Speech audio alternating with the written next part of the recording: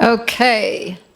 Hello, everybody. Welcome to our second meeting of the school year. You count this as the second, or I guess it's the first. Anyway, here we are. All right, so in the interest of full disclosure, our superintendent is newly back from a trip to New York City and has been up for a very, very long period of time. So we're going to try to just move things along tonight, just so you know, if I feel like I'm trying to rush us through. He's kind of dying over there. So we will call this meeting to order for September 11th, 2025. Let the record show that all 5 school board directors are present. And would someone like to read our land acknowledgement? Yeah. Okay, go ahead. We acknowledge that the sacred land that we live and learn on today belongs to the Takelma, Shasta, Modoc, Klamath, and Umpqua peoples. We honor and acknowledge the traditional owners of the land we now call the United States. We recognize the Native American people's continuing connection to land, place, waters, and community. We pay our respects to their cultures, country, and elders, past, present, and emerging. Thank you. Okay, so our first item is going to be the adoption of the agenda, and I do have a change to propose. Again, due to our circumstances this evening, we are asking to table 12B and 12C. These are 2 tech updates regarding our cell phone policy and our AI policy, which I think are both subjects that people have a lot of interest in these days. So we would like to do that on an evening where we can really devote some time to it and allow for some questions. Okay, so if there are no issues with that, I will take a motion to approve the agenda as presented, or as amended. I move to approve the agenda as amended. Second. All in favor? Thank you.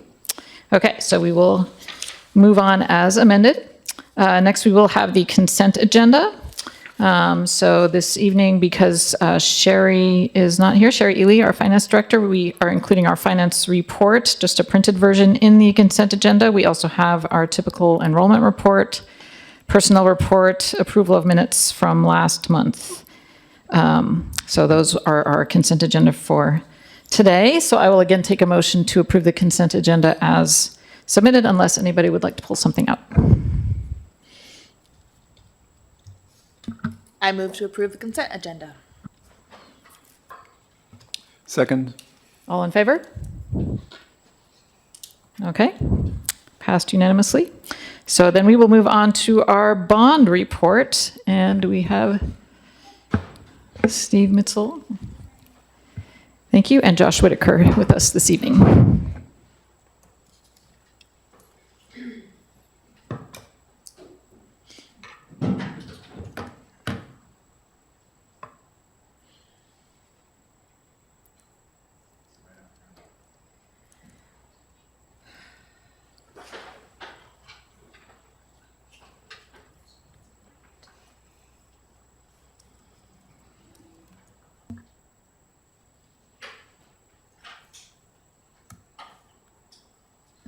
Good evening, and thanks for having us as always.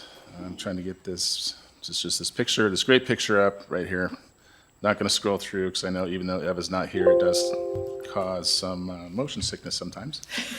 So thank you. This is going to be short and sweet like we did last time. It's, gosh darn it, some updates. Come on, those. I was looking through this report the other day, and I remember when I first started, we've used this format since the beginning. It's been 6+ years, almost 7 years now, I think, since we've been doing this. And I remember watching each section, there's a breakdown of all the different phases of construction, and it has a percentage next to it. And I remember looking at that first report, and it was 0% on on every one of them all the way down the line. And now I'm looking at them and it's 100% on every one of them except for the high school. And there's one line left that says 96%. So I have 4% left to get through this whole thing. So the 4% is what we're working on right now. And then we'll wrap this up. I'm going to turn this over to Josh real quick, but just so you have an idea what's going to happen over the next few months, we're going to probably start winding this down. We're going to meet with HMK and figure out what this closeout looks like with them as an organization. We'll be working with Sherry to do some reconciliation of our budgets to get all of our finances squared away for some final reports. We'll be working with the Bond Oversight Committee, I believe next week, to start wrapping that up and get a final report from them. So sometime in the next 2 months, I imagine we will start winding this bond project down to completion. So we will work through that and answer whatever questions you have as we go through that. There will be some trailing things that Robbie and I will take care of as we move into the winter and spring, but those things will be handled by the district as if it was a maintenance project or capital project within normal budget items. So anyway, I'm going to pass it off to Josh, and if you have any questions about this particular report, we'll be happy to answer them. Good evening. As Steve mentioned, kind of wrapping up the bond with the 2 projects at the high school. So modernization projects, we had an extended substantial completion, as you all are probably tracking. We had some chiller gear that was delayed, so we extended that from last year, the original substantial completion, and that's now all been installed. So we're working through the commissioning process, and that's kind of delayed some of that commissioning, but we are also working through some final punch items that are kind of correlating with that. So really everything is coming to a close end of August, middle of September for the modernization project. All the trainings and demonstrations have been completed for the district. So there's just a few final punch items to wrap up and that'll be totally finished. For the seismic project, again, simultaneous completion with the end of August. That was our goal. We turned over some spaces as early as the end of July. So for all intents and purposes, functionally, all the spaces are turned over to the district. Wouldn't really have any visibility of anything being incomplete. They're all fully functional spaces in both the science building and the quad. We do have a delay on a couple features in the quad that we kind of anticipated just based on, again, procurement and lead times. So those are kind of some accent pieces that'll really wrap the quad out.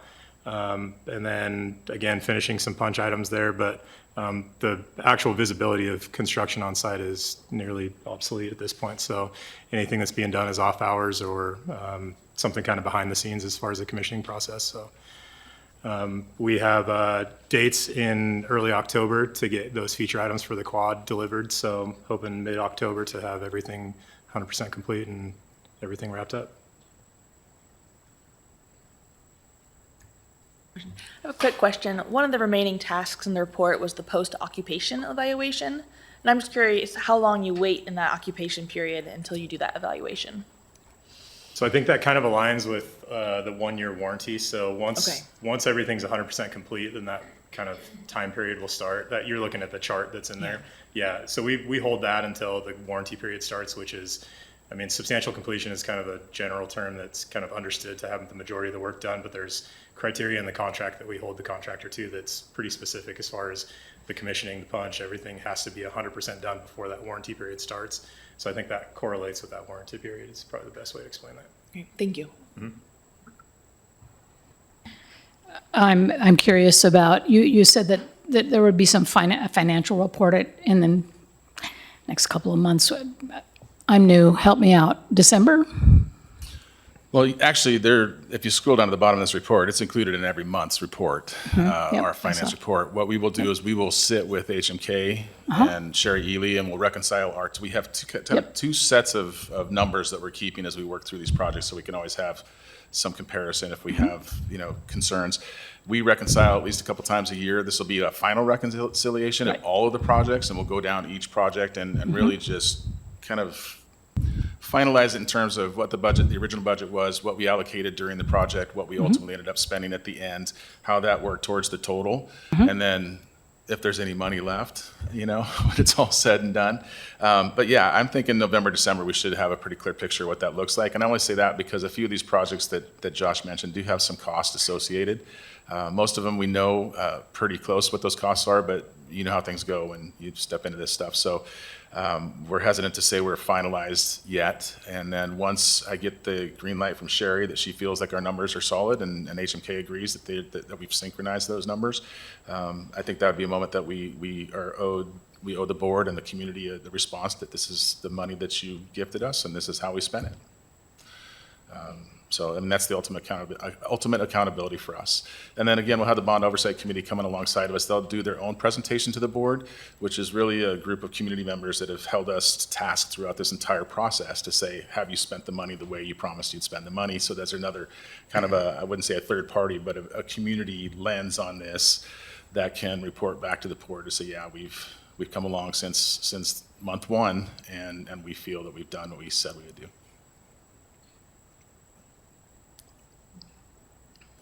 And I don't know of anything that's outstanding that would go past November at this point. So, but there's usually about a month or so that we have to get billing out and payments made and things like that. So, yeah, probably around December sometime we'll have some pretty close to final numbers and be ready to make some reports.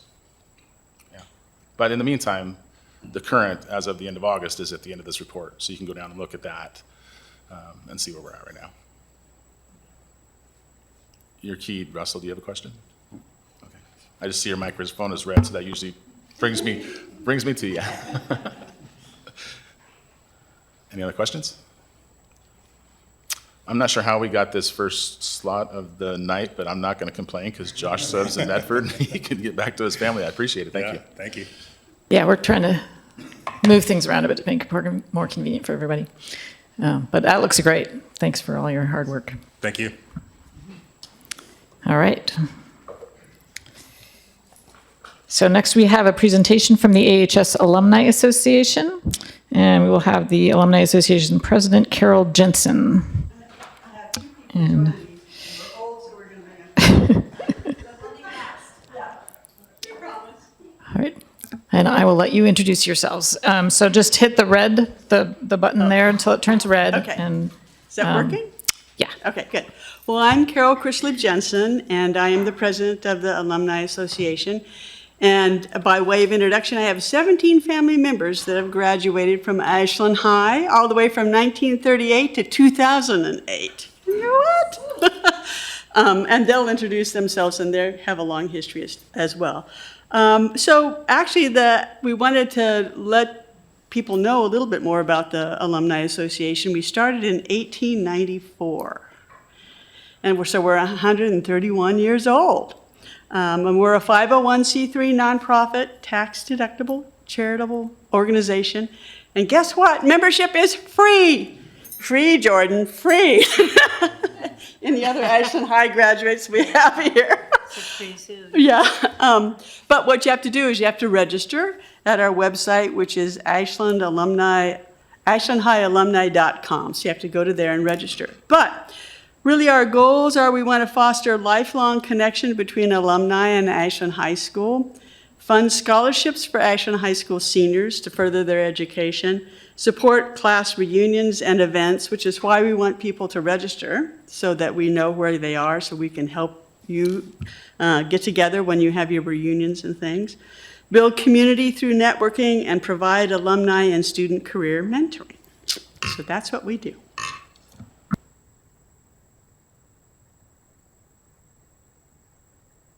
Oh, I got to hit it. Okay.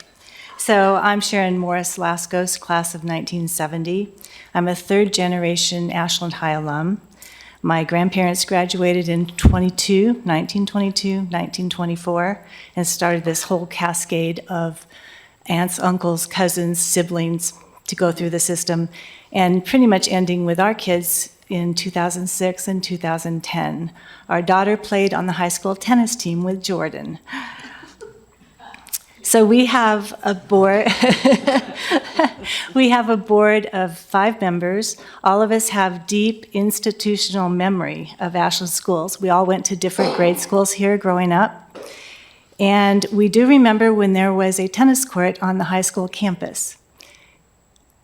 And it was between the big gym and the football field. So in 1911, the superintendent got involved in the tennis court. There was a big kind of kerfuffle. It was so busy, so popular on which classes could play on which days. He had to come in and make a decree on which classes could play. There's a whole paragraph and page in 1911 annual on this. But we have a lot of institutional memories, some helpful, some not so helpful, like that. So we meet every year on the first Saturday in August. We've been doing this pretty much since we came around to being. We have a coffee hour, and it's free. It's all classes. We have up to 200 people. They come and connect and talk. The highlight of this year's coffee hour was the campus tour. We have not had a campus tour for a long time because of construction and smoke and whatever. But anyway, it was very exciting to people. We meet at the old Ashland Armory, and we get a discount there from two of our alumni, Becky and Ellen DeBoer. We have a Grizz Fest at night with a band and dancing, a dinner, a short program. This year we covered Ashland football through the years. At the banquet, we also do a raffle and fundraising for scholarships. So our challenge is connecting with the newer alumni, and our website, ashlandhighalumni.com, it's really easy, just hit the button. There are so many Ashland Highs across the United States, and we got ashlandhighalumni.com. We are proud of that. So we welcome the chance to connect with our school board and with our new alumni.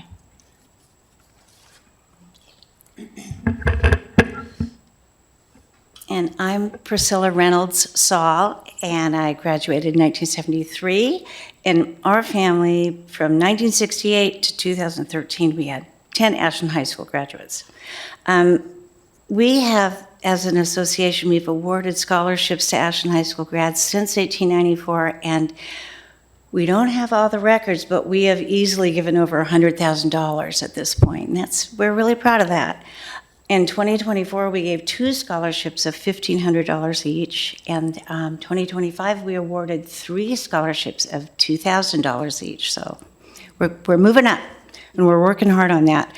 Our current goal is to raise $50,000 in order to have an endowment to support ongoing scholarships. And our new brochures, which we have, one for each of you,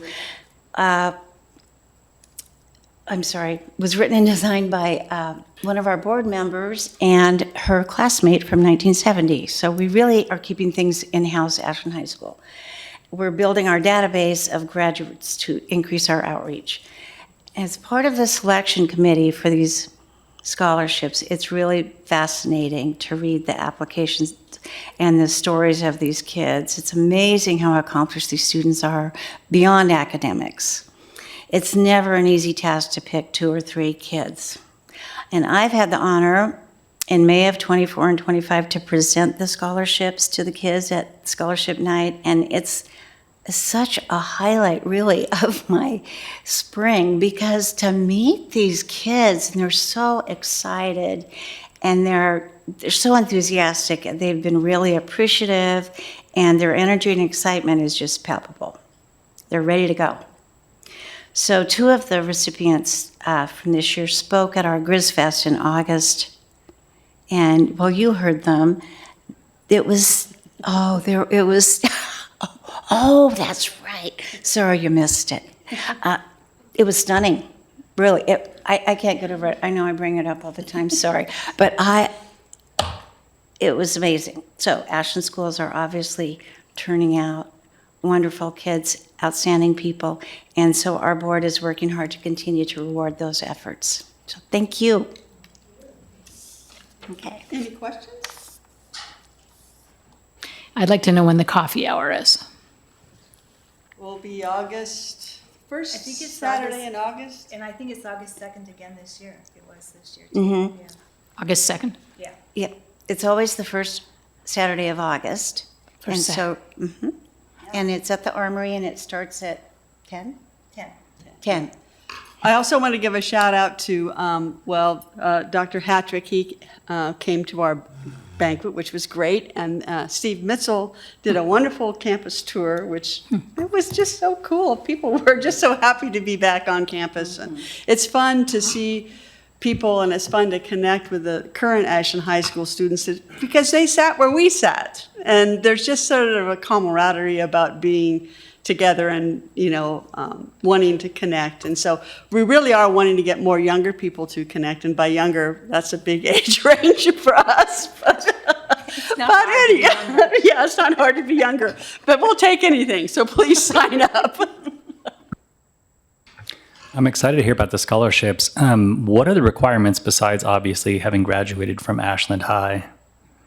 Oh, for the scholarships? Well, in the past, they were requiring kids to go to schools in Oregon, and we haven't really held to that. Gosh, we have these big spreadsheets that all sorts of things. Need is something we look at, because a lot of those really high achieving kids get huge scholarships, and they don't really need our little scholarships. Need academics and activities, community work. What kind of community work did they choose to do? And, how much effort did they put into that? And we don't interview anybody, but. We do it, by paper. By paper. But we're fairly selective, and it's not necessarily the top kids. It's kind of the kids that may even fall under the radar a little bit, which is kind of the part that we love. So. Well, I want to say that one of the joys of being back in Ashland and working at some of our institutions is how many alums stay in Ashland or return to Ashland. Come back, yeah. And are just doing awesome things in the community. So thank you all for keeping the connection in the network. You do have one more registrant as of this night. I will be at that next coffee annual, and I look forward to it. Great, thanks. And so for those of us who have kids who graduated more recently, I assume that they don't have to be specifically living in town to be members? We love current alumni. We'll take anybody. You're automatically a member, and it's free, and just come on down. Okay, thank you. One of, Oh, nice. Okay.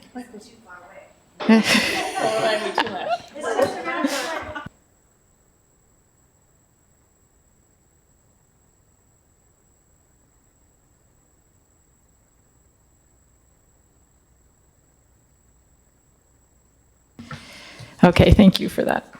All right, so next up we have Erica Thompson here, who also flew in from New York, but she's still standing, and she is here to tell us about what the Ashland Schools Foundation is up to. Is that why you're wearing your I Love New York shirt? In my mind, that's it. Yeah. Hi. I did have a couple slides. I wanted to start with a quick little overview for any new friends in the room who are not already familiar with the Schools Foundation. This is my first school board meeting of the year. Sorry, was I supposed to do this? Oh, thank you. I forgot to tell you. Sorry, I didn't know. Thank you. Yeah. Okay. Thank you. Thanks so much, Holly. So the Schools Foundation was established in 1989, and originally in response to Measure 5. Some of you may recall that time. But we exist solely to support the Ashland Public School District. We fund in the community, we fundraise in the community, and then we give grants to classrooms in the Ashland Public School District. And we do that by way of responding directly to teacher requests. We have an application form online, teachers fill out. We have a committee of 6 individuals. They are teachers and parents and community members who carefully review the applications against a rubric, and then we make choices, and we pretty much have only turned away requests that don't fall within our parameters, or sometimes we'll partially fund requests and hold off if we don't have the funding. But we really try to respond to as much as we can. And the other thing I want to add is we have a board of 15 people, and they are also community members, parents, teachers, and that's the end of what I'm going to say about that. We have a wonderful board. There's 15 of us, and they're great. We meet once a month. You have to forgive my foggy brain. We've been traveling since 1:30. Pacific time. Okay, these are some examples of grants that we funded last year. You can see some ninth graders going to see a show at OSF. We do fund a lot of field trip projects. There's also a fun carpentry project you can see there where we bring kindergartners from across the district to the high school wood shop to buddy up with high schoolers and make gifts for Mother's Day in the wood shop. We've funded a lot of arts and music projects, musical instruments, things like that, and then murals. This is just an example of the application form, so you can see how simple it is for teachers to fill out. All the information about our grant program is on our website, ashlandschoolsfoundation.org/grants. There you can read every grant that we've given in the last few years in detail, and you can also see FAQs, relevant information about the grants, and the 3 different grant deadlines we have this year. So our first one is coming up this next Monday, the 15th. I'll be sending out a reminder. If any teachers are listening in, I'll remind you tomorrow about that. And then I'm also reaching out to principals to let them know about the approval process. We fundraise a few different ways throughout the school year. I will be coming to bother you all about the Monster Dash again next month. And then also in April, we do our big fun drive we put lawn signs all over town, and we also have our outreach parties where we call community members and encourage their support of the Schools Foundation. And then one of our biggest ways that we fundraise, our only fundraising event of the year, is the Ashland Monster Dash. This is our 17th year. And that'll take place on Saturday, October 25th. There's a $5 discount for all ASD staff, so please take advantage of that.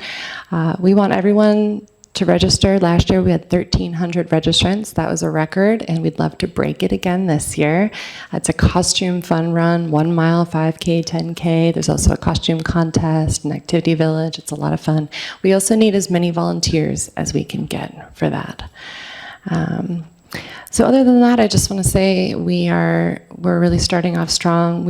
I've gotten more grant applications in advance of the first deadline than we've ever seen before. So I think we're going to see a lot of requests come in this year, and we're prepared to respond to them. We're eager to be as helpful as we can.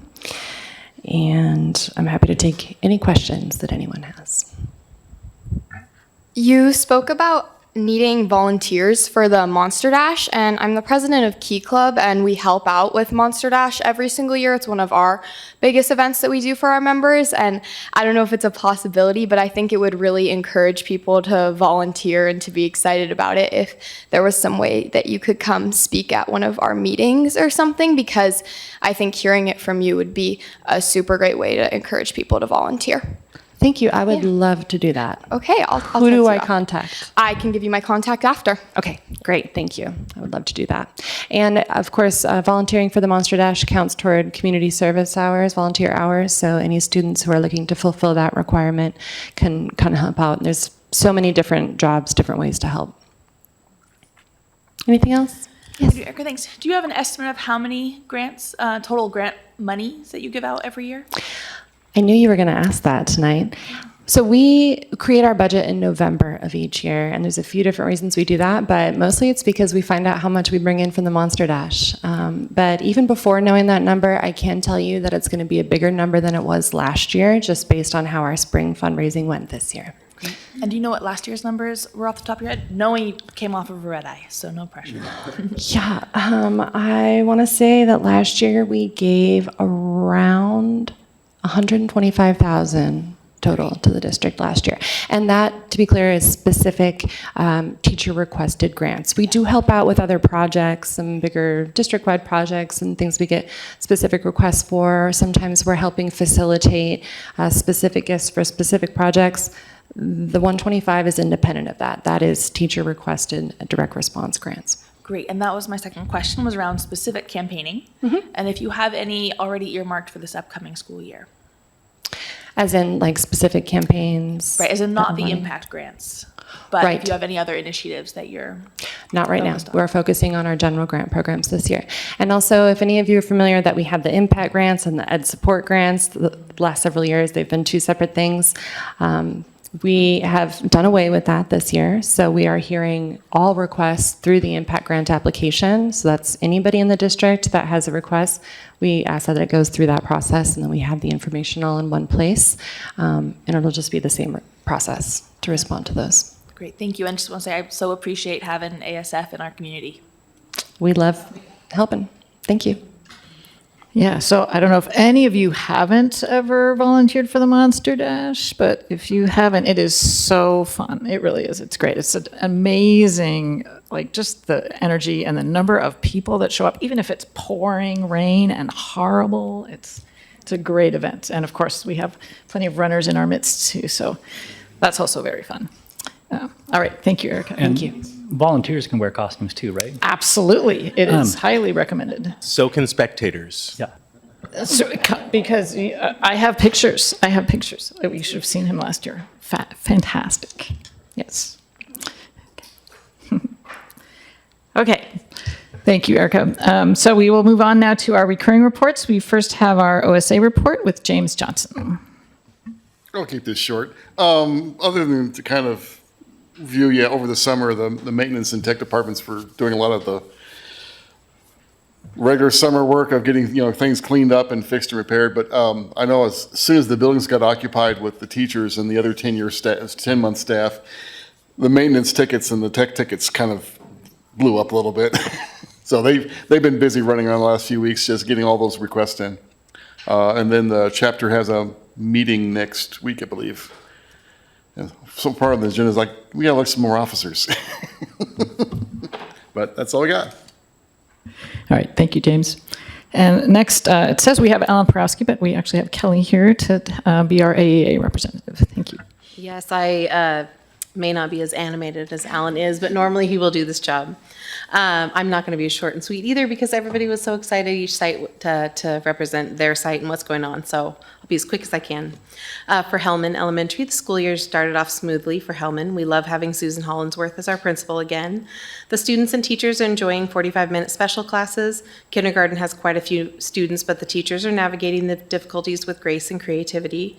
We are all trying to master 95% and the new ELA curriculum and are all hopeful for the future. Fifth grade ventured off on a field trip to Crater Lake already, and the students conquered Garfield Peak. I think she might mean Grizzly Peak. Successfully. Hellman Dragons are crushing it so far. Ashland Connect. Ashland Connect is off to a smooth start. A highlight has been students and their families coming in for initial meetings and getting help planning an individualized schedule for each student, which often brings a sense of relief and excitement to families. Although our enrollment has started out low, we are anticipating the same enrollment growth patterns we've seen in previous years, especially as we continue to build and define the program as an opportunity to appeal to families looking for alternative options in our district. We are excited for the year ahead. You're going to hear lots of excitement. Everybody's just excited, which is great. At the high school, hello all. Ashland High School is off and running with a strong beginning to the year with a staff fresh start up at Camp DeBoer, Lake of the Woods. For the first time in a while, almost every teacher was in their permanent room. There are some gaps in personnel we are trying to work around. We missed some EAs and we missed some long-standing teachers that didn't return this year. This, coupled with some other pre-existing struggles like student schedules, has made parts of getting started a little challenging. But overall, it feels like we are in a good position to continue working on working conditions for our staff and students. Manageable mayhem for our excellent staff of Grizzlies. At the middle school, Ashland Middle School is back in the swing of things with students, staff, and families eager to make the most of the school year's offerings. Volleyball, cross country, and football are providing the team experience with after-school success for nearly 200 kids between the gyms, tracks, and fields and track. The Seussical musical has started auditions this week with talented individuals ready to shine on stage and off for the first theater production of the year. We are continuing to emphasize the importance of students being fully present with peers and staff, so we are grateful for the governor's dedication to the value of real time and space for learning, as we require all cell phones and personal tech devices to be put away upon arrival to campus. Our robust farm to school program has ensured that many ingredients for the free meals for all students come directly from local farms and producers that that fresher, more nutritious meals support for our local agricultural community, reduced environmental impact, and educational opportunities for students to learn about local food systems. We encourage all families to take advantage of this opportunity and have their students participate in the meal service to ensure shared academic goals with nutrients to thrive all year long. Bellevue's off to a smooth start. We have so many new systems in place with all the blends, but the teachers are showing flexibility, as are the students. The teachers are enjoying their 45-minute prep time every day, and it's making it much easier to get ready for all the prep with the new ELA curriculum. 95% is up and running in the classrooms, and everyone is digging into the new EL curriculum as well. We are missing the EA sport we have grown accustomed to. We miss faces we have grown to love and appreciate, but are figuring out class without them. We are excited for a great year here at Bellevue. At Trails, our community is grateful for the parent involvement as we begin a new school year. The parent PTC is organized, involved, and supportive, a unique and special thing. Parents are thrilled of how much their kids are loving coming to school and the skills their children are learning that extends beyond reading, writing, and math. We are working collaboratively to solve challenges due to staffing. We are still hiring our third part-time EA and making our way through teaching 2 grades of math without the team teaching we are used to. We feel the loss of gathering as a community with the absence of that paid position. The gratitude is there for our students and our new 2nd and 3rd grade teacher who is bravely meeting all of the demands with experience and a positive attitude. Walker started the school year smoothly thanks to the extra time and care taken by our amazing staff. We're happy to welcome students and families back to the Walker community. The students are bringing joy as we flexibly learn together with new curriculums and teacher placements. Our staff is feeling overwhelmed due to our teaching staff being reduced by 1 on Friday afternoon of in-service week. Our team scrambled together to change teaching assignments, reconfigure classes, and move classrooms through the weekend before the start of the school. We worked many hours outside of our contract because of our dedication to what's best for students and because of lack of timely decision-making by the district. Willow Wind, a fabulous start to the school year for Willow Wind. We've been coming together as a community for morning walk and talk sessions in the upper field and are continuing our Friday events, which include school-wide sings, fun runs, and diversity celebrations. Next week will be our annual Welcome Back Picnic. This is a wonderful event whereby firefighters from Ashland Fire and Rescue take to the grill and cook up some fabulous treats for students and families. Thanks so much to these firefighters for volunteering. Classes are quite full this year, and we are feeling the loss of EA support. EAs provide a critical role in the school community and are important for student progress, both academic and social-emotional. It's our hope that these positions will be reinstated in the coming months. Thank you. All right, thank you. Any questions or comments? All right, thank you. All right, so we move on to our student reports. I got Milo and Alice here ready to go. All right, so this is technically our first board meeting back since the school year started, and we started off the school year welcoming our new students and freshmen on campus for the new student welcome day. We had over 50 students there from leadership, Fresh Start counselors, and other student volunteers that helped guide them around campus, show them their classrooms, help them meet their teachers, and that got super positive feedback. We have our fall sports that are in full swing right now. Girls soccer, 2 days ago, recently brought home a big win against Mazama, 8-1, which was super cool. The student store has opened, which is super anticipated by students, and it is a fundraiser for our DECA program. We have some noteworthy dates. The Rotary Youth Exchange Information Session is September 18th. We decided our homecoming date is the 25th. We have open house September 17th, club fair September 16th and September 18th, and the College Pathways 101 information session run by Jen Marsden is probably finishing up right about now. So, yeah. And I'd like to clarify, the homecoming is October 25th, not September 25th, in case you were going to show up. And yeah. And our students are really happy with how the quad looks. I'm sure our alumni in the room will agree. And I've gotten especially good feedback on the incorporation of greenery in the quad. Our cross-country team at Ashland High School participated in the West Orthodontics Invitational, which is an annual race held at the Jackson County Expo, which had upwards of 800 participants, which I was impressed by. I had no idea it was happening, but and then the Ashland High School Theater is going to be performing The Wizard of Oz later this year, We have already held auditions, and performances are going to be November 20th through the 22nd and December 4th through 6th, so before and after that break from school. And then our club leaders are preparing for the club fair, which is next Tuesday and Thursday, and will be an excellent opportunity for students to join the clubs they want to join. Great.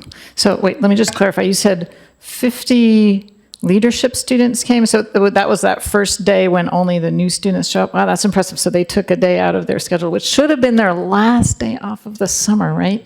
There was That's also great. a bunch of Fresh Start counselors there, so they had previously taken time out of their summer to go up to Camp DeBoer, and they also lost that last day of their summer to help our new students.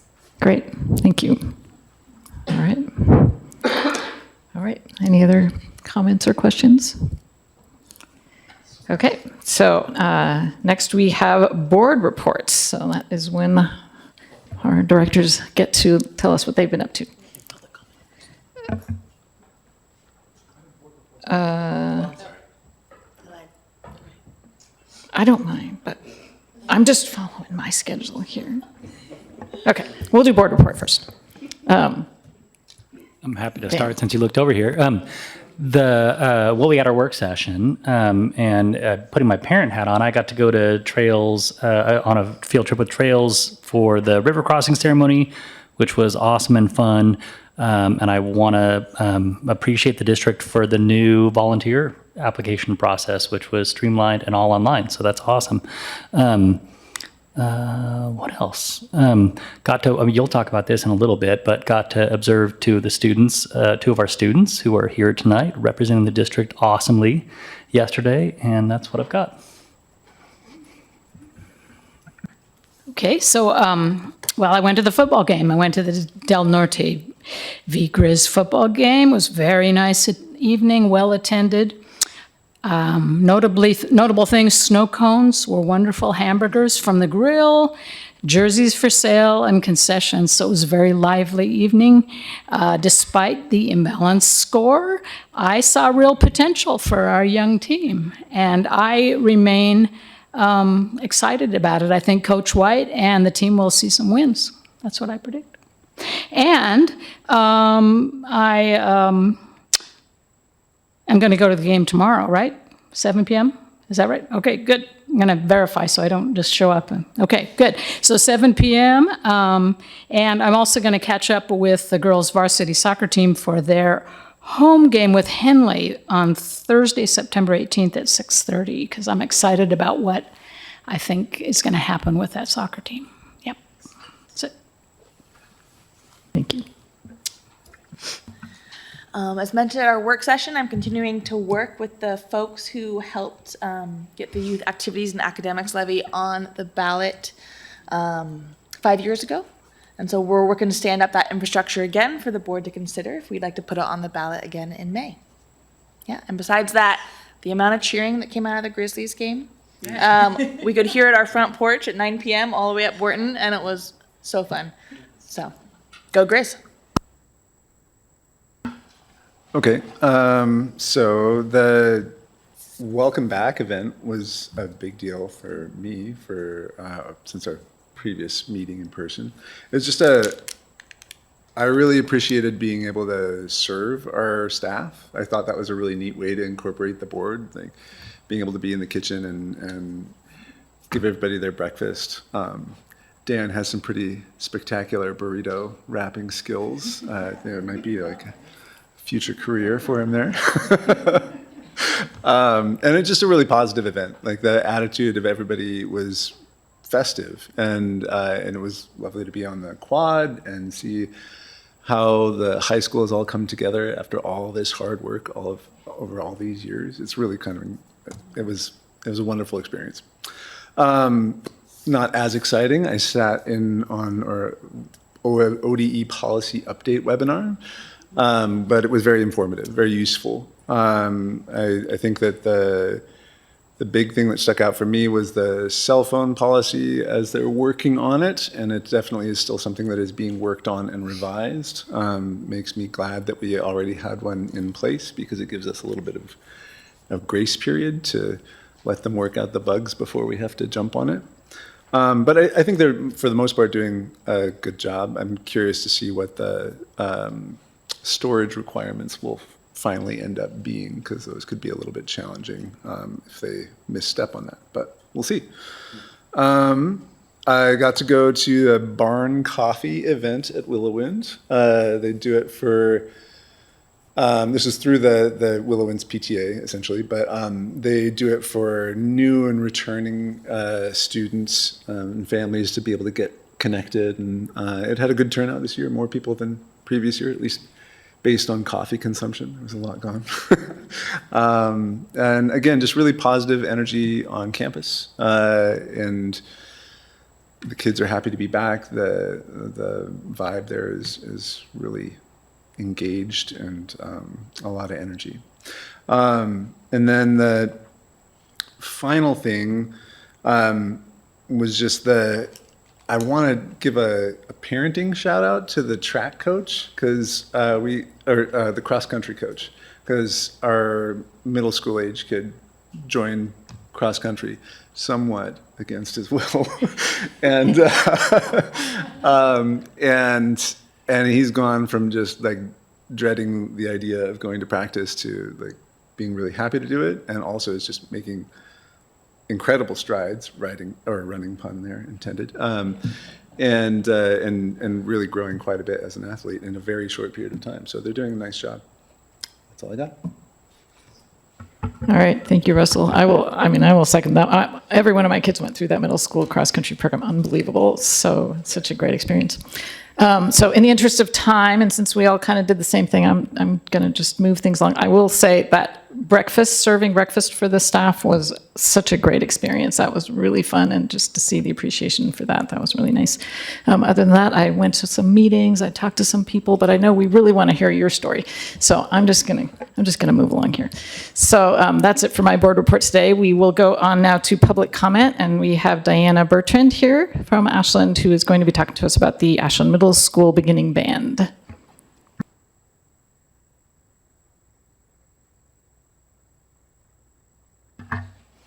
Good evening. My name is Diana Bertrand, and I'm a mom of 3 kids in the Ashland School District. I have an 8th grader, a 6th grader, and a 5th grader, so we are in the thick of it. I'm here tonight to bring some light to the situation at the middle school regarding the beginning band program. Our 6th grader has been excited to join band for years, and her sister is an 8th grader in wind ensemble. I play in a local concert band, so music is a huge part of our family. Our 5th grader has already been looking forward to joining band next year. Right as school was starting, we learned that several of my daughter's friends were not going to be able to join band. They were placed into alternate classes. Beginning band was reduced from 2 sections into only 1 section. I encouraged these parents to contact administrators to try to make their wishes known. Thankfully, the middle school administration decided during the first few days of school to include more students, albeit in 1 large class. I'd like you to just take a moment to imagine being in a room with 50 very excited 6th graders who have just been handed something that makes a lot of noise. This is currently only possible to wrangle this number of kids due to the efforts of several volunteers who are able to help split the group into more manageable sections for now. The students' instructional and developmental needs would be far better served by reverting to the 2 sections of beginning band as it's been successfully structured for years. I worry that having 1 large group will significantly reduce the quality of instruction each student receives and could discourage participation moving forward. I'm also concerned that if the structure is further altered next year to allow 7th or 8th graders to join, that they'd be behind their peers and not as likely to stick with it in the future when it's the most challenging. I know that the board doesn't make these school-level decisions, but I'm concerned about the equity of how cuts were originally made, who made the decisions, and whether every interested student ultimately received an invitation to join band after the school year started. AMS sports are touted as being available to all without any cuts, and it makes sense to have the same criteria for students who are interested in band.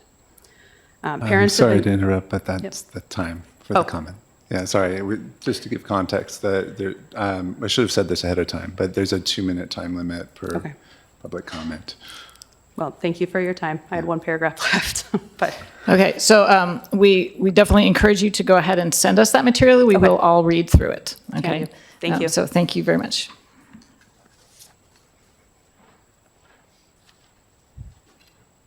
Okay, and now we move on to what we have all been waiting for, the superintendent report. So let's So much have it. pressure. What if I just say I have nothing to report? But I do. I've got a few things to report. So I'll start with some random things just to update you. The district's finalizing our district equity committee, which is by statute required. So we'll be starting that up in the coming week. Also, wanted to just comment, it was a great first football game last Friday. Gosh, that feels like a year ago. So that was amazing. I'm happy to hear that homecoming is in October because I'll be attending the Oregon Equity Summit September 25th and 26th. I was really sad when I heard that, so I'm happy. And Ashland School District will be representing Ashland by presenting at the conference. Michelle Cutterback and Rebecca Garamati and myself will all be presenting at the conference. And also, coming up soon before our next board meeting, the district is again participating for the second year in a row in the Southern Oregon Pride Parade. So I'll be sending out information to the school district. And so staff are encouraged to join our group. So with that, I'm going to ask Holly to queue up a PowerPoint to give some updates of why two of us in the room are so tired. And let me queue up mine to follow along.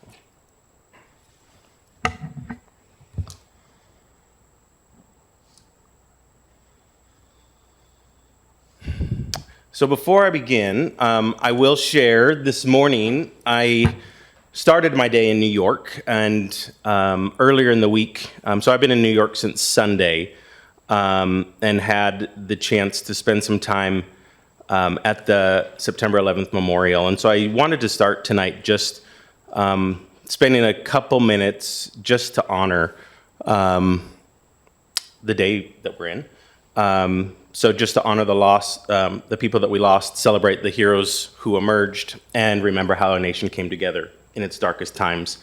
It's interesting to think about the students that we serve right now because the nation changed on September 11th, but while many of us remember it, there are many students who don't and are only learning of it in classes. So that's interesting to think about and also to learn from our students that perspective, which is great. So spending time at the memorial was humbling. So this is a picture of one of the parts of the memorial. So the 9/11 memorial is a tribute of remembrance honoring the 2,977 people killed in the terror attacks on September 11th, 2001 at the World Trade Center site and at the Pentagon, as well as the 6 people killed in the World Trade Center bombing on February 26, 1993. And if you would indulge me, I'd like to just pause for a moment of silence. This is just a video I took at the memorial.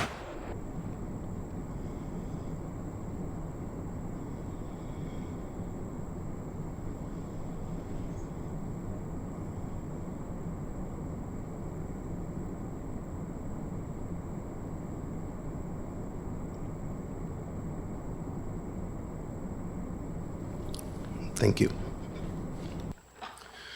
So I want to connect that experience with an exciting experience that happened while in New York. The spirit of 9/11 teaches us that from loss comes strength, and from tragedy emerges the determination to build something better. Community spirit, that same unity and resilience, lives on in communities across America, including right here in Ashland School District. Today we celebrate how that enduring spirit earned our students and staff a once-in-a-lifetime opportunity on national television. So remember, last year we had an anonymous donor just gift us $850,000 in our time of crisis. What wasn't shared was there was a national television show that reached out because they thought that was something really special. And 3 weeks ago, that came to fruition. They reached out again and said, you know what, in times like we're having right now, hearing about kindness and generosity is something our world needs to hear more about. And so they flew Erica Thompson with the Ashland Schools Foundation and myself out to New York. And that show is the Kelly Clarkson Show. So our district was personally invited by Kelly Clarkson's production team to appear as featured guests, recognizing the amazing generosity of last year's anonymous donor and the ripple effect that kindness can have. This opportunity allowed us to share our story with millions of viewers across the nation, showcasing the values that make Ashland special, and that is a love of education, generosity, and kind-heartedness. So this is going to be a little show and tell. I've got pictures, and bear with me because this is not even 24 hours old. We filmed yesterday. I don't know what time that was in New York. It's now 10:30, so who knows? Who knows? So this PowerPoint was finished a couple hours ago. But you'll see, I was mimicking Kelly in the gift shop, and then this is Erica and I in my green room. We all had our own green rooms, so that was lovely. So this is behind the scenes. I just kind of want to walk you through the day. So we have been working with their team for about 2 weeks with travel plans, interviews, logistics, rehearsals, working with students and teachers, because it's not just the story of this incredible donor. That is a huge part of the story, but what the story is about what happened after. And that is, if you all remember, we had floods of thank you cards from community members, from students, from staff, from classrooms, from schools. You remember the picture of the angel's wings, that came forward. And so what it spurred was this wave of just gratitude that we don't often see from students and community members. And it's something that I hope we can continue to do. Just remembering that we have to have a spirit of gratitude. It's something that's unique, and that's sad that it's unique. So we really focused on that. Also, back. Technology support, I want to give a huge shout out for our technology team. Not only did 2 of us go to New York, but we are also filming on site. So there was a little mini film crew in my office. So that was great. And then there was also last minute rehearsals, wardrobe coordination, travel arrangements, and everything going on both here and there. So now's the fun page. Real show and tell. So behind the scenes. I'm going to ask Erica Thompson to come to the podium so that we can kind of talk through a little bit or just answer questions as we're going, and feel free to interrupt. So we showed up at the NBC studios yesterday at about 2 o'clock, went through a lot of just logistics, met with, 15 staff. I won't share the celebrities that we ran into, but there were plenty, and it was fun. But then we were also working with some students and a teacher that were in my office as well. So we were capturing moments. We could not capture moments once we left the backstage area because cameras are not allowed. So that's why I will keep those moments confidential. But it was really an amazing experience. You'll also see we had some guest producers in my office. I don't know how board members even learned about it, but we had guest producers. Thank you for joining. It sounds like it was a really fun day in the office. See the curtain theme? You like that? Yeah, that was on purpose. So we are sworn to secrecy on some things. So that is, I'm encouraging you all to watch because I cannot share what happened on the show, although just the kind of general theme of why we were there. And I also have 2 students in the audience who are going to come up in a moment to talk about the experience and kind of how it felt. In fact, I'm going to go ahead and ask Soren and Grace to also join Erica, if you 2 would come forward. So the reason that Soren and Grace were also invited is Mr. Heward's class last year, many classes, I should say, took an initiative to do these letter writing campaigns. And when NBC was asking about, NBC, right? Yes. Okay. Gosh, I am tired. That would be awful. When they were asking about, so how did this all go? I specifically remembered Mr. Heward's entire class come down to the office to drop off their letters. And so I went to him and asked about it, and it was truly this emphasis, and maybe I'll have Soren talk about what the lesson was in that class that really inspired students to write the letters. Do you want to talk about that really quick? Go ahead and push your button there. Okay, you can hear me guys good. Well, during the time, Mr. Heward had been teaching us about social contracts and going back to history itself, the power of the pen, and ultimately a handwritten letter and how much it can express emotion, context, and other such ideas. This being the case, we were expressing our gratitude to this anonymous donor for giving such a large sum of money and how grateful we were through handwritten letters. Yeah, thank you.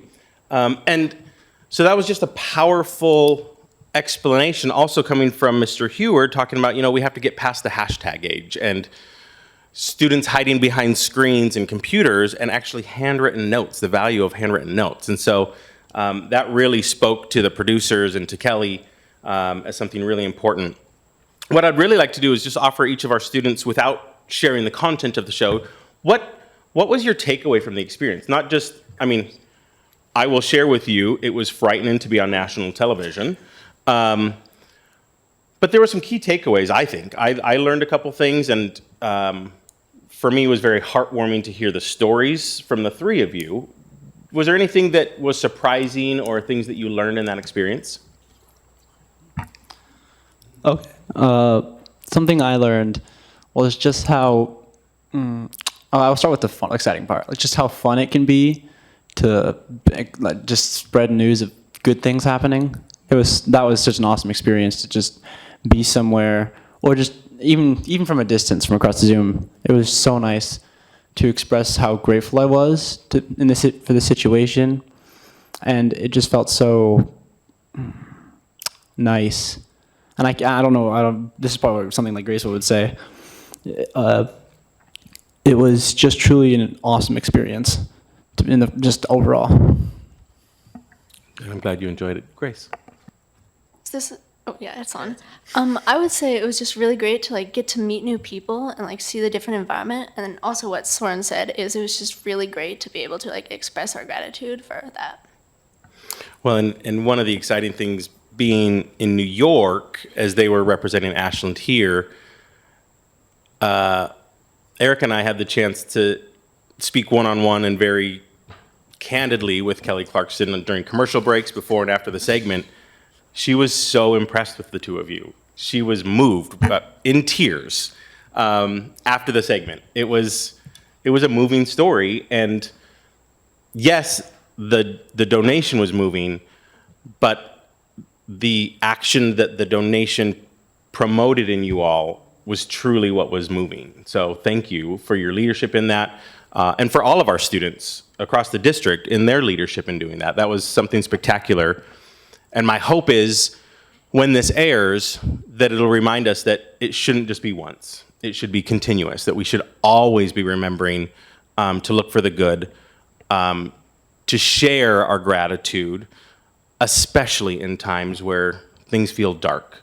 And I think we can all agree that things sometimes feel dark, always. That sounded weird, sometimes always, but I think that pegs it exactly. Boy, my English is really terrible right now, but it's fair. So let me just move on to the next.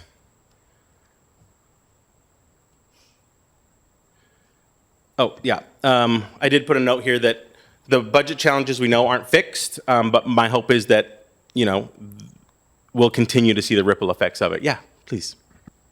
Do we get to know when this airs? You're a good transition leader. Thank you. Okay. Boom! It's like we planned that out. I know. Oh, thank you. So You needed a segue, so it was amazing. that's okay. Tentatively October 16th, though that's all subject to change. So good thing is that'll be after our next board meeting, and I'll provide you with a final update at the next board meeting.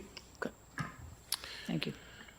So just as in closing, I just want to tie it all back together. So it does, the story connects heroism of 9/11 with everyday heroes in our schools. I don't want to minimize the impact of last year's donor, and I also don't want to underemphasize the impact of our students. and our community members and our teachers. Everybody had a huge impact. And it goes beyond that. Our teachers, all staff last year had an impact by making a sacrifice with going through furlough days.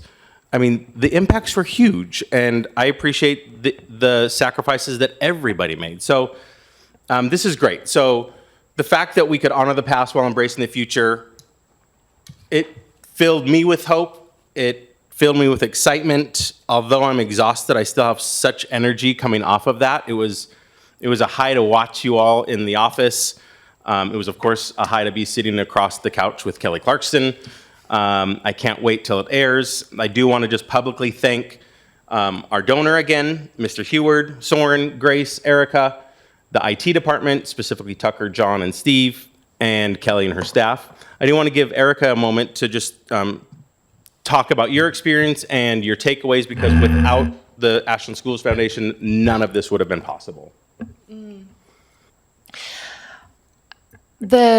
When the show reached out, it really was about the student response. It was the handwritten cards that really inspired producers. We found out, we're like, how did you find us? And they said, we have people whose entire job it is to literally Google good news Oregon, good news Washington, good news Colorado, and find stories that inspire the team. And when they saw those handwritten thank you cards, that's what really made them want to speak to us. And the angle that the producers took and the whole shape of the conversation on the show, as you'll see next month, was just done so well. It is such a positive perspective, top to bottom. And what I'm really excited about is the impact that it's going to have when this airs. One, for the national attention that our community will have in such a positive light, and also hopefully the inspiration that it brings to other communities. And this was something Kelly said to us too. It has been expressed by the donor, because they only do giving anonymously, that if it weren't for a third-party 501c3 like the foundation, they wouldn't have been able to pursue a gift like this, because they would not have been able to process it in the way that they choose to process gifts of this size. And so I hope that's something else that comes through, because not every community has, and I'm not like touting myself. I wasn't born when the foundation was launched. I have nothing to do with it, but not every community was fortunate enough to have people like my predecessors who established an organization like this. And I hope that every school district can be that fortunate. And then also the takeaway that people can be inspired to know that they can make an impact in their own community when they see things that they want to have better resources. So I'm really excited for what it's going to mean for Ashland and our school district. And just another shout out to these guys, because wow, you really were amazing. And definitely so many tears on stage as soon as you were speaking up on the screen. So thank you so much for joining us. I know it was nerve-wracking for all of us. So thank you. It was also, it was nice to provide a unifying message, because Ashland's not alone. Districts across the nation are dealing with this, with declining enrollment and struggling facilities. And so reminding people that everybody can make a difference. There are people with means to make a difference, and there are avenues to do so. So hopefully that message was received, or will be received.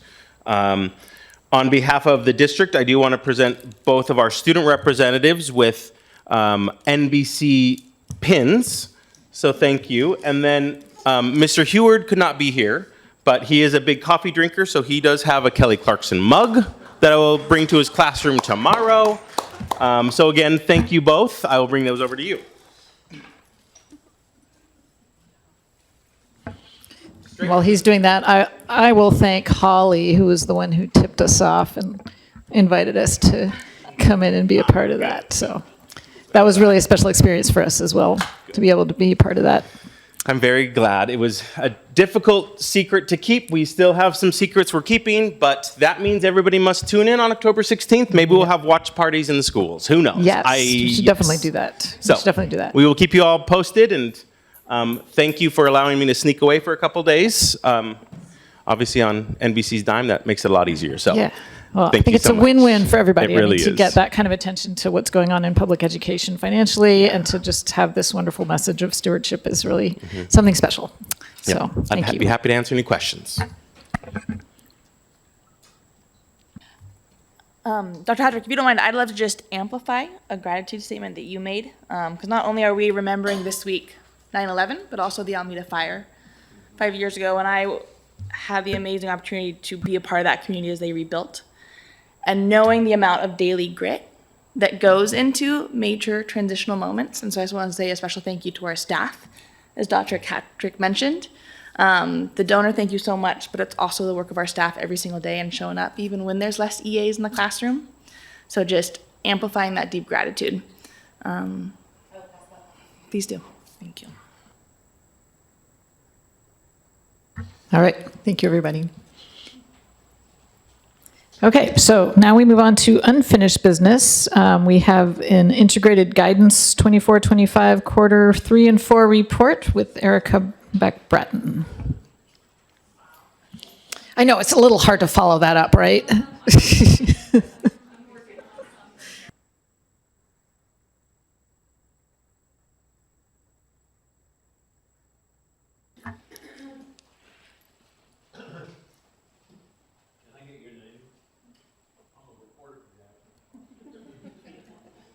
Wait, is it just is it the button though, or the? Oh, look at that. And then go and hit that thing right there. But I have to hit that one. Yeah. Okay.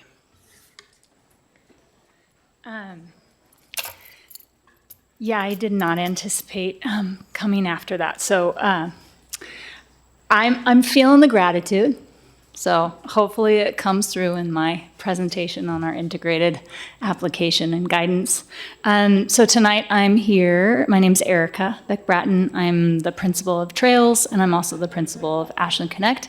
And then I have really the honor to participate in this integrated guidance plan. And so tonight I'm just presenting an overview of quarter 3 and quarter 4. Quarter 3 and quarter 4 are together because at the time of quarter 3, we were actually writing the integrated plan for 25-27. So I did provide you with a little cheat sheet there so that everything I go through, if you want to just refer back to that, you can. So basically, as part of the requirements for the plan, we need to make quarterly reports, and so this is quarter 3 and quarter 4. And part of that requirement is submitting narrative responses and an updated budget. So those will be submitted on the ODE website. And so this PowerPoint right here is just really highlighting some of the things that I put into our narratives, and also an overview of the budget. So here's the good news. We spent all the money, and we're spending them on really great things. So here's the financial breakdown by funding source. The EIIS stands for Early Indicators and Intervention Systems, and we did spend that total allocation of around $7,500. High school success also, there is a little discrepancy, which you'll see. I think there's a note on the summary sheet around Pinehurst. So, but other than that, all the money has been spent. And then for SIA, that $2,500,000, we also have spent all that money, and we're supposed to have a zero.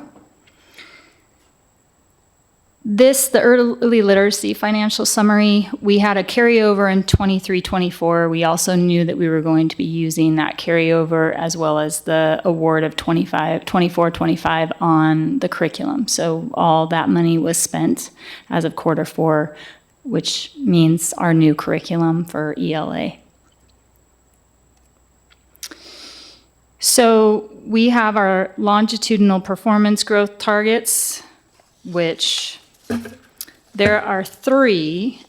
For this narrative and response, I'm focusing on outcome C, which is increased rate of experiencing a safe, welcoming, and supportive and inclusive environment. And we have, and then also attendance, but we'll look at that. So we have, as I reported before, we have spent a significant amount of SIA funds on our mental health, behavioral supports in schools, our CDSs, our student advocates, and we have seen an increase in that sense of belonging and significance, which will be shown through our attendance data. We also have always, I think, what I've heard, especially tonight, have really focused on those authentic relationships and really knowing people, knowing their name, and just creating that sense of welcome and inviting people in. So our CDS and student advocates work very closely with students. They also work with parents. So they're offering informational nights and are there to answer questions and also provide resources to parents. So that's one of those other ways of reaching out and creating those authentic relationships, again, creating that sense of belonging. They also support with our delivery and implementation of our Wayfinder curriculum. So one of the highlights in reflecting on quarter 3 and quarter 4 was how actually the integrated guidance really provided us, or the work around creating the plan created a kind of a pathway and a way for the leadership team to come together, look at data, and talk about some of the things that we really wanted to focus on, which helped to create that 25-27 plan. So through that, during quarter 3 and quarter 4, we have a unified leadership, district leadership team aligned on our priorities and strategies, which Joseph presented at the beginning of the year. We went through the ORIS needs assessment, which I talked about a little bit, which is a process for identifying those areas in which we want to focus. And also looking at identifying high leverage practices for sustained progress. So we decided, well, when I looked at the data, I looked at our attendance markers. And as a district, we are making progress. And we're doing that by being accessible, doing many listening sessions, community engagement, and also that counselor and student advocate access. So as a result, the attendance metrics show that we are, it's a little odd because I included the 21-22 data, which you can see that that was a drop. Mainly that was a COVID period. And then you can see that we are trending upward. And also for our focal groups, we've surpassed our target for that too. I didn't include the target for 24-25. However, that data right now is embargoed, so I couldn't include it. But as soon as it comes out, as soon as those narrative report cards come out, then we'll be able to see how we're doing. And I can say that our focus is even stronger on attendance and getting students back in the building than it was quarter 3 and quarter 4. So I'm excited to see what progress we make this year. And then we're looking ahead, and I think we've got some really great things going on. I mean, actually, I can't even really speak to any of the great things because everyone already did. But again, I'm really excited. If you have any questions, the next step, this does not require approval. This is just part of the reporting requirement. I will be back for quarter 1 soon, and I'm gonna get on the agenda before like the week ahead. Yeah, so we can end on those other notes, like Kelly, what's her name? Clark. Sorry, I'm learning, we're all learning. I'm excited She's probably to get watching to right know now. her Way to better. Yeah. I'm just curious, when does that embargoed data get released? When will we have access to that? It's not November, is it November? It might be November. I think it's usually November when they publish it. Yeah, we're submitting our narratives in the next 10 days. Yeah. And this is something that please follow up on, and you can point me to the website where it is. But do you know what enrollment was typically pre-COVID? I do not, but Perfect. I would love just to get a sense. It'd be great. Thank yeah, you. yeah, you're welcome. Okay, that's it for tonight. All right. Thank you, Erica. Thank you. Okay, so now we are going to move on to a few items under new business. We have a report on Division 22, assurances on compliance with public school standards for 2024-2025. Okay. And so this, as you recall, was the entire report was presented to the board at our work session on August 28th. Per statute, it does need to be presented publicly, so that does meet the standard. And then we are revisiting it tonight so that it's being presented a second time in a meeting that has public comment. So we have met those requirements. Per statute, it requires that the district share its annual report on compliance with the community on or before November 1st by presenting the report to the school board of the district in an oral presentation at an open public meeting. So that was the August 28th meeting, allowing for public comment, that is tonight, and by posting the report on the district's webpage, which we will do after tonight. What you'll see on the agenda was we both presented the PowerPoint that was presented on the 28th and the actual report. And I will just cover the high points really quickly for you. So the report for this school year is actually quite encouraging. So there are two waivers for the, this report reports on the previous school year. So we're talking about 24-25. There's still two waivers that remain, and that's the graduation requirement for the state assessment and the essential skills for English language learners. Those remain. Rule revisions are in effect regarding district curriculum, and that's talking about the instructional program for social emotional learning and 912 instructional program about personal financial education and higher education and career path skills content standards. Additional rule revisions, which I remember discussing both of these last year, which were the modified diploma and substance use prevention. And so this is so the attached document in the agenda is our compliance report. And it goes through all of the standards that a school district must be in compliance with, essentially, to operate. And if they're not, then a corrective action plan has to be put into place. Which, if you remember, last year we did put a corrective action plan into place in response to the 23-24 school year. And we'll be talking about that in our next item. So, fortunately, there was corrective action implemented and resolved. So, 581-022-2355, the instructional materials adoption.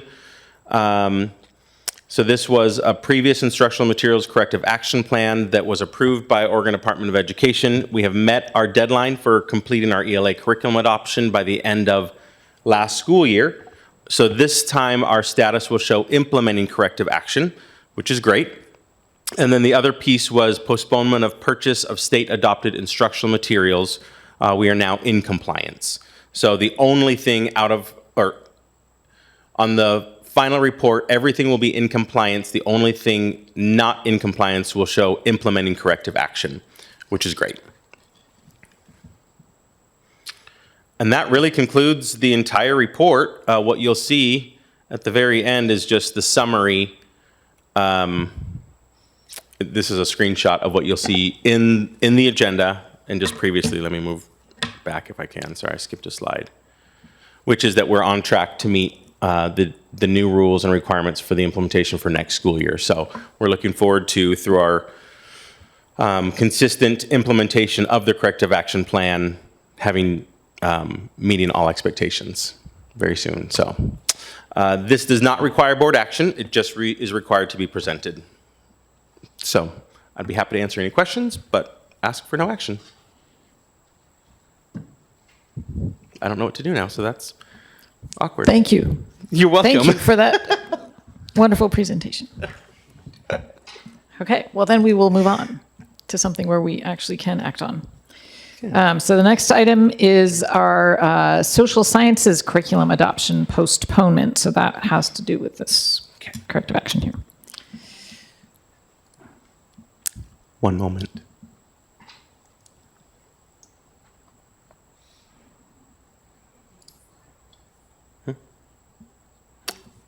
No, I'll just use the board agenda. So if you look at your agenda, this is fairly simple, but it looks confusing. So when I joined the district, we were out of compliance for multiple years with curriculum adoption. The Oregon Department of Education, and let me actually pull up my other document.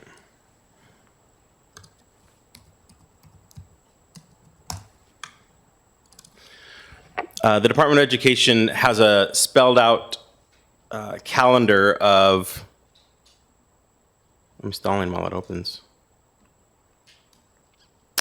of curriculum adoption cycles. And we were out of compliance multiple years.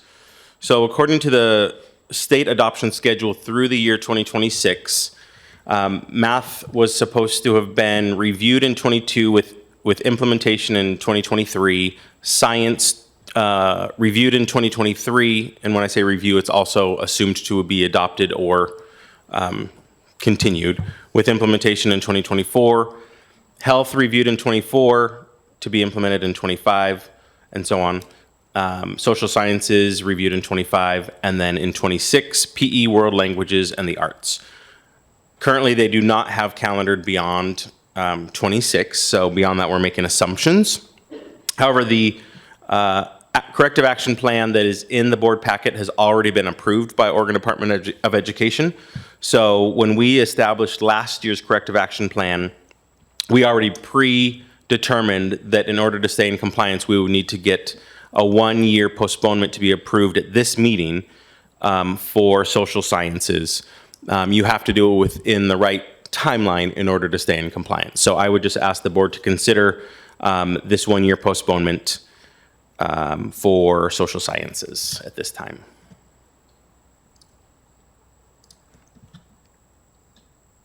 Okay, so I assume I will take a motion for. I move to approve the 1-year postponement for social sciences curriculum adoption. Second. All in favor? All right, so moved. Thank you. Okay, and next we have, sorry, the initiate science and health curriculum adoption process. And for this, I will have Michelle Cutterback, our assistant Michelle. superintendent, who has done a great job as superintendent this last week, present.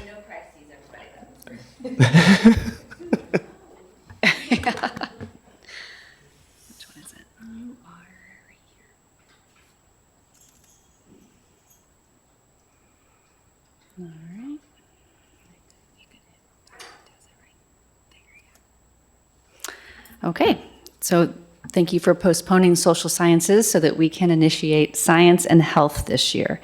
So this is an action item to initiate the process. Why are we initiating now? To bring us in compliance with our Division 22 corrective action plan. While it is a social science year, we are thankful that you just postponed that because science and health, we've had a longer time since we've adopted that curriculum. And so it makes sense for our district to review that first, since social science was not too long ago.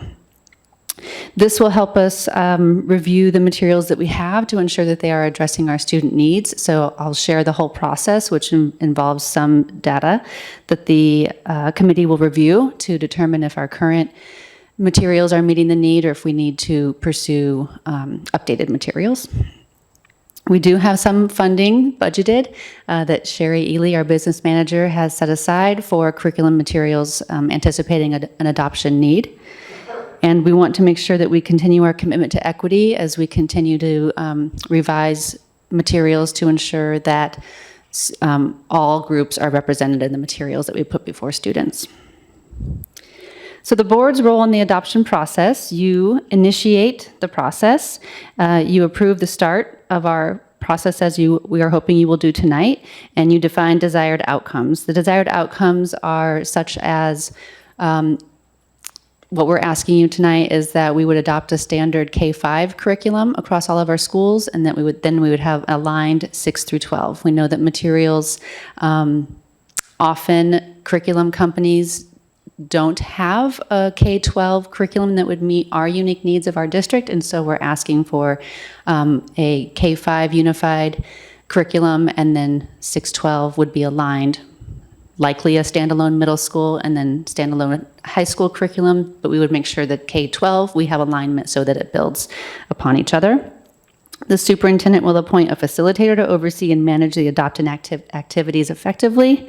The board will preview material recommendations prior to holding a final approval of the materials to ensure alignment with district goals. And then, of course, your role in that is to ensure transparency, to ask great questions about the materials, to ensure that we're holding to our process and getting community feedback as well.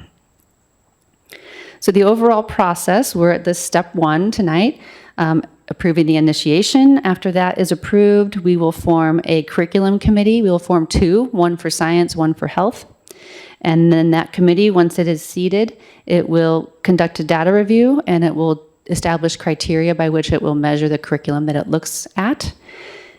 Then they will engage in an instructional material review. They get samples of lots of different curriculum. Sometimes it involves a pilot, sometimes it doesn't, but they will review quite a bit of materials. And of course, the state has its adopted curriculum list that we operate within. If we do not decide to go with one of the state adopted ones, we can do an independent adoption. And then finally, through that process, we put it out for public review. The board reviews it, has a chance to ask questions, and then we'll bring forward our final proposal in May, typically, so that we can ensure we can get materials ordered if that's the route that we're taking, in time for materials to be here for teachers during in-service week. That is the full process. And so tonight we're asking for you to consider initiating this process for us to get started so that we can have a full process play out in this school year, and that we're hoping for a desired outcome of a single K-5 core curriculum with the aligned 6-12. A couple of questions. When do you hope to have this process wrapped up, or what's your estimated timeline? We like to have all of the materials reviewed by April so that we can have the public review and the board review it and take your feedback before we bring forward a final proposal in May. Okay, thank you. Yeah. And then do you know how long our current science curriculum and health curriculum have been in place? Ooh, science, and look at Kelly here. Science was pre-COVID. I think we adopted our last science curriculum was maybe 1819, and then we implemented in 1920, but then we kind of got disrupted a little bit by the COVID pandemic that happened. That's my recollection. We had it about a year before COVID came. And then health was similar. Health, for elementary, the principals put together a health curriculum based on the standards, and then that's what we've been basing our health education on in the last, I'm going to say 8 years as well. So it's been a while. And my reminder is the state requires a 5-year review. What is the Division 22 requirement? Now you're asking my memory, aren't you? I'm sorry. I could look up in the report. I know the report states it, so I look forward to getting back on track. Yeah, back on track, exactly. Okay. I know we're always worried about the financial impact of all these things, and I remember there were a lot of real disparities between the curriculums when we were looking at different math curricula and then the ELA, and some of it was relatively low cost that you could get online materials. Do we have any sense of where this falls and what sort of support we have for it? As far as the budget that we have for it? Yeah, I mean, I'm just curious. Yes, there's a few different pots that Sherry pulled from. I think overall we probably have between 350 and 400,000 for the adoption. So we will be always looking at open source materials. There are a lot of great materials that are readily available. For example, our adopted language arts curriculum is available open source as well. And so we will be looking at that. We'll be looking at our current curriculum and seeing if it's meeting our needs, and or if we're just going to stay the course with that as well. So that's always an option. So it's a review. So we have the option to stay with and that. it's an adoption, but adoption doesn't mean purchase. We could review our curriculum in relation to the standards, look at our data, see if it's meeting our needs, and we could opt to stay with what we have. And that would be, of course, low cost. We'd have to examine if we have all the materials we need and maybe make some small purchases there. So there is an option to stay and adopt nothing new and stick with what we have. There's an option to look at an independent adoption, which could be creating our own curriculum, which would require paying staff, so there's still a cost there. And then there's also purchasing, pre-made curriculum from publishers. Okay, thank you. So there's some options that you can look at, yeah. All right. Am I allowed to say something? I hope as a board too, you always consider the impact of curriculum adoption on teachers. I mean, it is so incredibly taxing. And so also us getting back online, it means we're not like every single year adopting something new, especially at K-5. It's especially impactful at K-5. So when you make your considerations of do we adopt something new, do we not, I hope that's one of the things that you also consider is, did we do one last year? How many have we done? Because it takes a lot of work for teachers. So Thank you for that. That is important. Okay, great. Just to especially impactful on the K-5 teachers because they teach all the subjects. So if there's a new adoption every year, whereas middle school, high school, if they're single subject, it only comes around once every few years for them. Sure. So we do try to consider that. Thanks, Kelly. Okay, thank you. We have teachers on that committee. Yes, teachers are on the committees. Board Chair, I'm ready to make a motion. I move to approve the launch of the science and health curriculum adoption process as presented. All second. All in favor? Okay, unanimous. Thank you. Thank you. All right, so I believe that brings us to announcements and appointments. Look at that, just after 8 o'clock. Right on schedule. So this month, we will not have a work session because of the Equity Summit, correct? So our next regular meeting will be October 9th. That will be here in Council Chambers at 6:30. And we will have our next work session Thursday, October 23rd at 6:30, and that is held via Zoom. All right, thank you, everybody. With that, our meeting is adjourned.